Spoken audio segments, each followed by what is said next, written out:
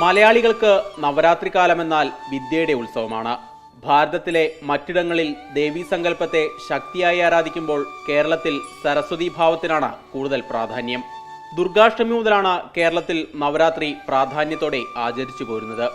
ദുർഗാഷ്ടമി നാളായ ഇന്ന് സന്ധ്യയ്ക്ക് കേരളത്തിലെ ക്ഷേത്രങ്ങളിൽ പൂജവയ്പ് നടക്കും. തുടർന്ന് മഹാനവമി നാളിലെ പ്രത്യേകം പൂജകൾക്ക് ശേഷം വിജയദശമി ദിനത്തിൽ പുസ്തകമെടുക്കുന്നതോടെ നവരാത്രി ഉത്സവത്തിന് സമാപനമാകും.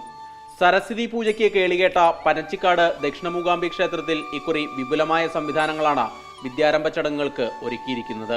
ഒരു കൊല്ലത്തെ ഒരു വിദ്യാരംഭത്തിന്റെ തുടക്കം കൂടിയാണ് വിജയദശമി. ഈ ഏകദേശം 15,000-ഓളം കുട്ടികളെ നമ്മൾ പ്രതീക്ഷിക്കുന്നുണ്ട്.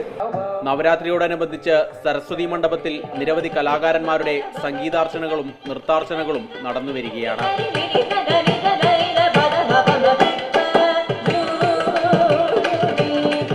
വിജയദശമി ദിനത്തിൽ 20,000-ഓളം കുരുന്നുകൾ ഹരിശ്രീ കുറിച്ച് സരസ്വതി വരം നേടുന്നതിനായി പനച്ചിക്കാട് ദക്ഷിണമൂകാംബി സന്നിധിയിലേക്ക് എത്തും. മാതൃഭൂമി ന്യൂസ്, കോട്ടയം.